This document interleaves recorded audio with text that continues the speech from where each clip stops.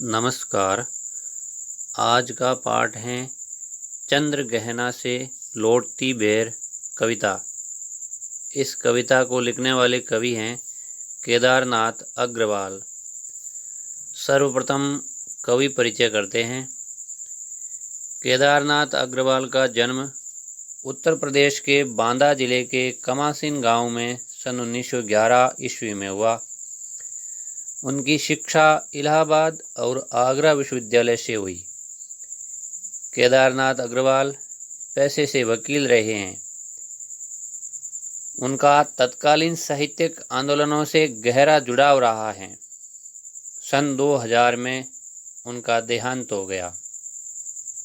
नींद के बादल, युग की गंगा, फूल नहीं रंग बोलते हैं, आग का आईना, पंख और पतवार, हे मेरी तुम, मार प्यार की थापें और कहे केदार खरी खरी उनकी प्रमुख काव्य कृतियाँ हैं। उन्हें सोवियत लैंड नेहरू पुरस्कार और साहित्य अकादमी पुरस्कार से सम्मानित किया गया।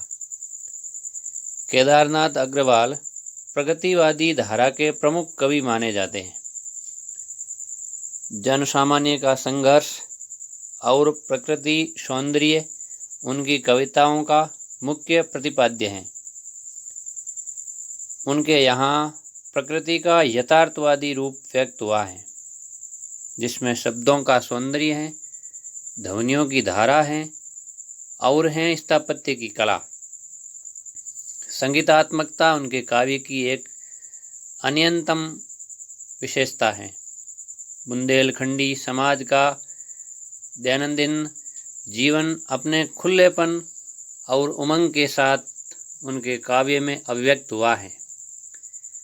केदार कविता की भाषा को लोक भाषा के निकट लाते हैं और ग्रामीण जीवन से जुड़े बिंबों को आत्मीयता के साथ प्रस्तुत करते हैं। अब हैं मूल पाठ कविता का प्रतिपाद्य। कविता का विषय। प्रस्तुत कविता में कवि का प्रकृति के प्रति गहन अनुराग व्यक्त हुआ है। वह चंद्रगैना नामक स्थान से लौट रहा है। लौटते हुए उसके किसान मन को खेत खलियान एवं उनका प्राकृतिक परिवेश सहज आकर्षित कर लेता है।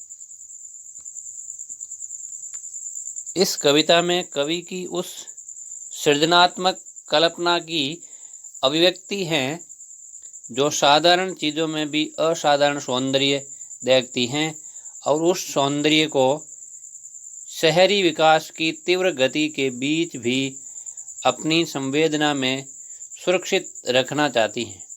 यहाँ प्रकृति और संस्कृति की एकता व्यक्त हुई है। अब है मूल पाठ चंद्र गहना से लौटती बेर। एक बार कविता को पढ़ते हैं।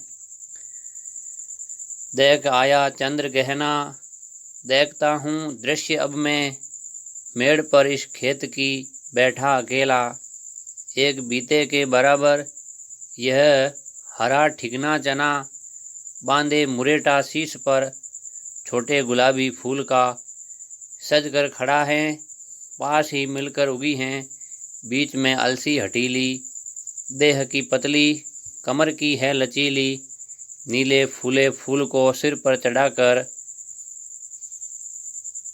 कह रही हैं जो छुए यह, दूं हृदय का दान उसको, और सरसों की न पूछो, हो गई सबसे सयानी, हाथ पीले कर लिए हैं, ब्याह मंडप में पधारी, फाग गाता मास फागुन, आ गया है आज जैसे, देखता हूँ मैं स्वयंवर हो रहा है, प्रकृति का अनुराग अंचल हिल रहा है।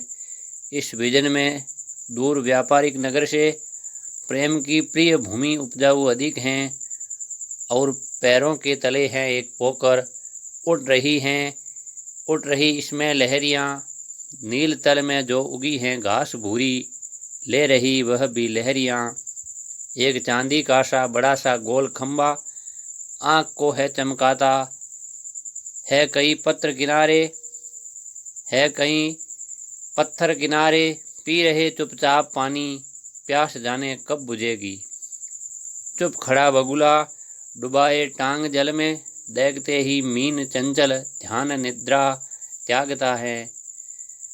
चट दबाकर चोंच में नीचे गले में डालता है, एक काले मात वाली चतुर चिड़िया, श्वेत पंखों के झपाटे मार फौरन टूट पड़ती हैं भरे जल के हृदय पर।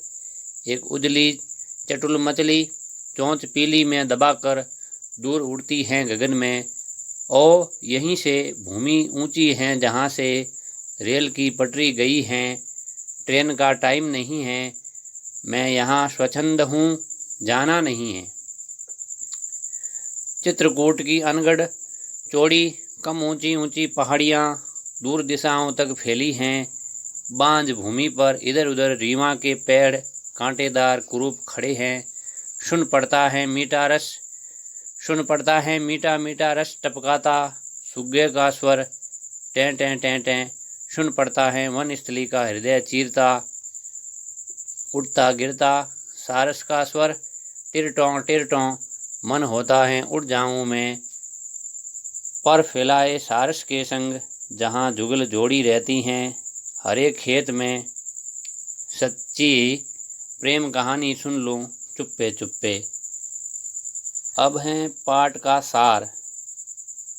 इस कविता में कवि का प्रकृति के प्रति गहरा अनुराग व्यक्त हुआ है। वह चंद्रगहना नामक स्थान से लौट रहा है। लौटते हुए उसके किसान मन को खेत खलियान एवं उनका प्राकृतिक परिवेश सहज आकर्षित कर लेता है।